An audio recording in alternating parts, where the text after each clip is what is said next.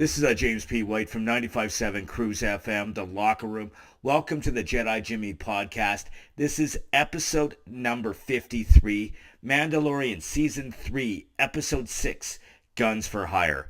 This episode was actually directed by Bryce Dallas Howard, who is Ron Howard's daughter. She has directed a number of episodes in previous seasons. This one was probably one of the best ones that she's directed.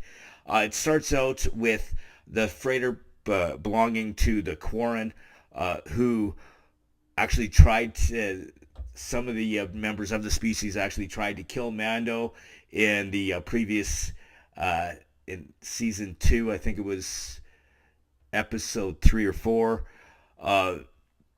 So and then what it is you have one of the Quarren, the princess or the Duchess, and she had a Mon Calamari with her, but now we have an Imperial cruiser attacked them, and it was full of Mandalorians. It was a bunch of the bounty hunters that actually worked with Bo-Katan in the previous in season 2. They were part of the help of getting Grogu away from Moff Gideon. So they're actually in, as I said, an Imperial cruiser, and they two of them we had Acosta Reeves and Axe Wolves. They, as I said, worked with Bo-Katan before, but they broke off from working with her because they turned on her because another Mandalorian had the dark saber. So now we jump to where Bo-Katan and Mando actually go to the planet where they are, and she's trying to recruit them, but in order to do that, she had to deal with two new characters, Captain Bombardier and the Duchess of the planet, played by Jack Black and Lizzo, the singer. So what happened is the planet had a bunch of droids as servants. They were reprogrammed, both battle droids and super battle droids, but there was a bunch of accidents going on, like the droids were turning on the people. And so the Duchess and they actually asked Mando and Bo-Katan to help deal with the problem.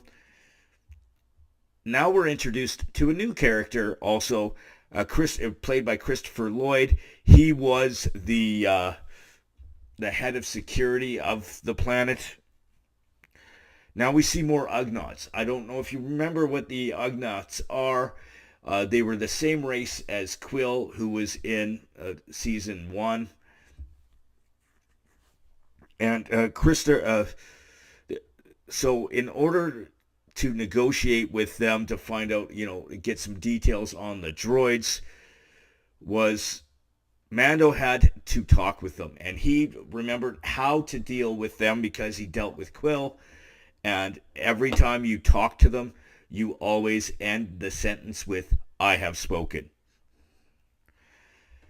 Now, what they were doing is they started testing the droids to figure out what the malfunction was.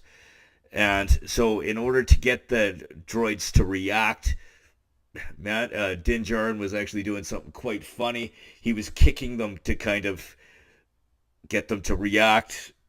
It was quite amusing.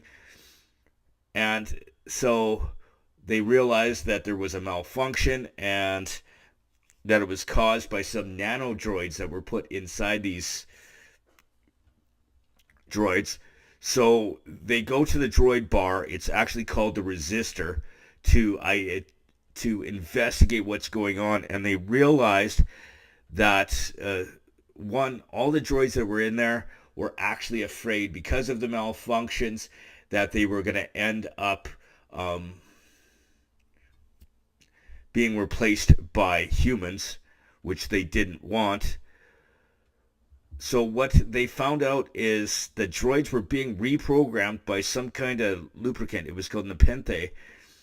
And they were subparticles, as I said, that were nanodroids. And they were actually given to the droids by the head of security, played by Christopher Lloyd. And when they interrogated him, they realized he was a former separatist, and he believed that all government was corrupt.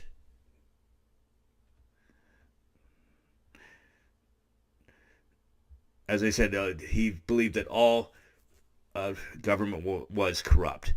So they fixed the problem, arrested him. The Duchess and Jack Black's character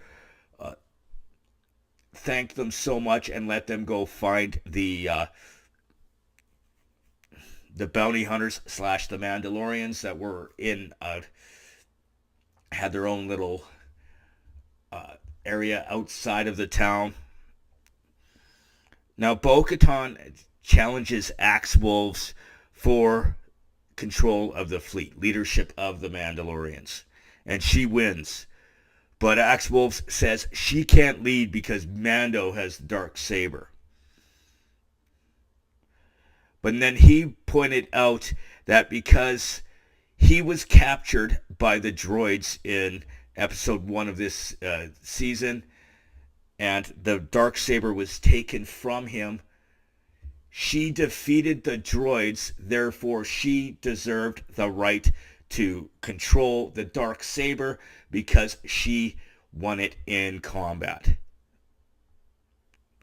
And now she is the official leader of the Mandalorians. Now there's a lot of predictions that I've made previously and that I still believe are going to happen. One, Elia Kane. We're going to find out that she is still working for Moff Gideon.